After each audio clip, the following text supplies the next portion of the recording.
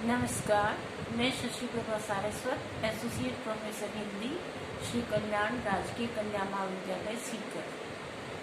प्रिय विद्यार्थियों, आज की इस अध्ययन की कड़ी को आगे बढ़ाते हुए परीक्षा में आने योग्य अत्यंत महत्वपूर्ण प्रश्न करने जा रहे हैं। बाण भट्ट की आत्मकथा का प्रमुख संदेश क्या है? तो आगे बढ़ते हैं। रचनाकार जब सृजन पथ पर आगे बढ़ता है तो कोई न कोई विशेष भाव या भावधारा या हम कहें कि चिंतन धारा उसके मन मस्तिष्क में अवश्य ही क्रियाशील रहती है। उसके मानस में जो कुछ होता है वह एक प्रकार से संदेश बनकर पाठकों के सामने आता है। इसलिए विशिष्ट रचनाओं का कोई न कोई संदेश होता है। साहित्यकार को साहित्य के क्षेत्र में ही रहना चाहिए, शास्त्र के क्षेत्र में नहीं उतरना चाहिए। अतः उसे शास्त्रकार की तरह प्रत्यक्ष उपदेश या संदेश देने का अधिकार नहीं है। उसके द्वारा दिया गया संदेश निगूढ़ होना चाहिए, जिसको पढ़कर पाठक को मानसिक व्यायाम करके प्राप्त करना पड़े। कहने की आवश्यकता नहीं कि आचार्य हजारी प्रसाद द्विवेदी ने बाण भट्ट की आत्मकथा में जो संदेश दिया है वह ऐसा ही है। वे कहीं भी उपदेशक नहीं लगते। उन्होंने जो कुछ पात्रों से कहलवाया है उसे ग्रहण करने के लिए हमें मानसिक व्यायाम करना पड़ता है। पहला बिंदु आता है हमारा काव्य रूप विषयक संदेश। द्विवेदी जी ने परंपरा से हटकर अथवा कहें कि परंपरा को लांघ कर बाण भट्ट की आत्मकथा के रूप में एक नवीन काव्य रूप और नवीन शैली हिंदी संसार को समर्पित की है। आत्मकथात्मक शैली में उपन्यास की रचना में गिनी जाने वाली हिंदी में सर्वप्रथम कृति यही है। उसे अधिक प्रभावोत्पादक एवं चमत्कारिणी बनाने के लिए उपन्यासकार ने कुछ ऐसे तथ्य दिए हैं जिनसे साधारण पाठक उसे उपन्यास न मानकर वास्तव में बाण भट्ट की आत्मकथा मानने को विवश हो जाता है। कुछ आलोचक समीक्षकों ने तो इस शैली को साहित्यिक चल नाम दिया है, किंतु यह नाम हमें असंगत और अन्यायपूर्ण लगता है। चमत्कार एवं जिज्ञासा उत्पन्न करना साहित्यकार का प्रथम कर्तव्य होता है।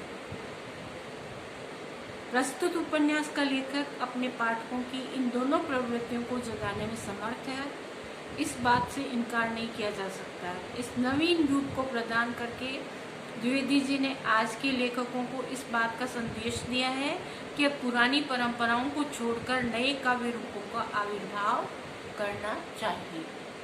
द्वितीय विशेषता थी इसकी विषय परक संदेश। छिछला रोमांस आज के उपन्यासकारों का प्रतिपाद्य रह गया है। प्रेम का चित्रण मन की उदात्त भावना के रूप में न होकर कामुक भावना के रूप में होता है। जो ही नायक और नायिका का मिलन होता है उनकी शारीरिक भूख जाग पड़ती है। वे उचित अनुचित का ध्यान किए बिना ही उस भूख को शांत करने का प्रयास करते हैं। उसके सामने समाज की दीवारें खड़ी हो जाती है। प्रेम के परिपालन के लिए लंबी लंबी डींग हाँकने वाले प्रेमी युगल इन दीवारों को देखकर घबरा जाते हैं। वे साहस और धीरता का सहारा न लेकर आंसुओं का सहारा लेते हैं। रात दिन रोते रहते हैं, शरीर को सुखाकर पिंजर बना लेते हैं, खाना पीना छोड़कर उदास रहने लगते हैं। फिर अंत में या तो वे किसी प्रकार मिल जाते हैं या अपने प्राणों का अंत कर देते हैं। यह आदर्श प्रेमियों का हाल है। द्विवेदी जी ने प्रस्तुत उपन्यास में जिस प्रेम का चित्रण किया है वह एकदम परंपरा मुक्त है। उसका स्वरूप उदात्त है, अर्थात प्रेम मन का दूषित विकार नहीं, चित्त का उज्जवल निखार है। उसमें वासना को कहीं भी स्थान नहीं मिला है। यदि किसी पात्र के मन में कुछ दिन के लिए दैहिक आकर्षण उत्पन्न भी हुआ तो समय की गति के साथ स्वयं विकारहीन हो गया। अग्नि में तपकर अदूषित कुंदन बन गया है। प्रस्तुत उपन्यास के प्रेमी युगलों में प्रेम भावना का आधिक्य है। प्रेम की लंबी लंबी डींग मारने की उनकी आदत नहीं है। वे प्रेम की भाषा शब्दों से नहीं समर्पण से रचते हैं और फिर उसी भाषा में अपने प्रेम को अभिव्यक्त भी करते हैं। वे अहरनिश साथ साथ रहते हैं और पर मजाल है कि कोई दूषित या अपावन विचार, पाप का विचार उनके चित्त का स्पर्श भी कर जाए।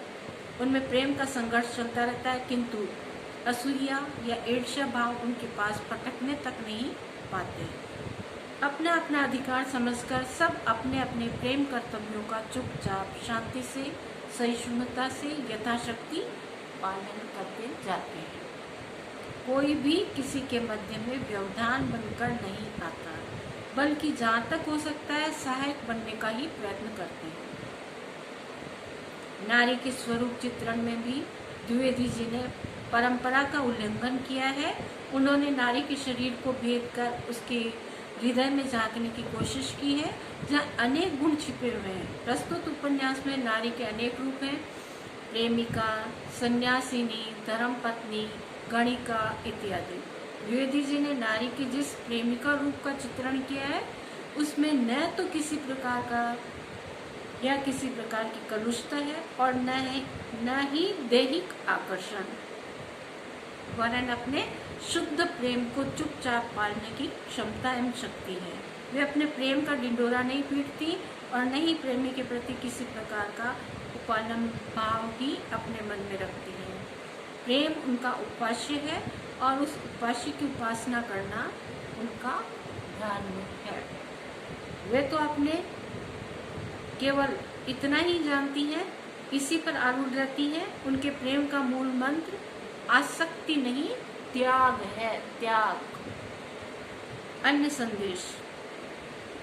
बाणभट्ट की आत्मकथा को पढ़ने से जहाँ एक और उपयुक्त संदेश प्राप्त होते हैं, वहीं कुछ अन्य संदेश भी प्राप्त हो सकते हैं, जो इस प्रकार से, जैसे राजतंत्र में जनतंत्र का पोषण करना, राजा पर प्रजा को केवल अविलंब नहीं रहना चाहिए, जो स्वयं अपनी रक्षा करे, न्याय प्राप्त करना प्रजा का जन्मसिद्ध अधिकार है, अन्याय के लिए उसे राजा के प्रति भी सिर उठा लेना चाहिए, अंधविश्वासों में जनता की निष्ठा नहीं होनी चाहिए, ब्राह्मण अर्थात शिक्षक का राज्य में यथोचित सम्मान होना चाहिए। अत्यंत महत्वपूर्ण विशेषता इन्होंने बताई है कि ब्राह्मण अर्थात शिक्षक का राज्य में क्या होना चाहिए, सम्मान होना चाहिए, आदर होना चाहिए। प्रजा में स्वयं शक्ति है, वह राज शक्ति को ललकार सकती है, राजा प्रजा का ही प्रतिनिधित्व करते हैं, परस्पर हमें एक दूसरे का सम्मान करना चाहिए। विकल्प से दुख का जन्म होता है, अतः अपनों को जैसा भी व्यक्ति उसी रूप में निर्विकार होकर परम आनंद के ऊपर छोड़ देना चाहिए। नारी को समाज में प्रतिष्ठित स्थान मिलना चाहिए, बिना उसे यथोचित स्थान मिले विश्व शांति स्थापित नहीं हो सकती है और न युद्ध की विभीषिका से अपने को मुक्त भी नहीं कर सकता।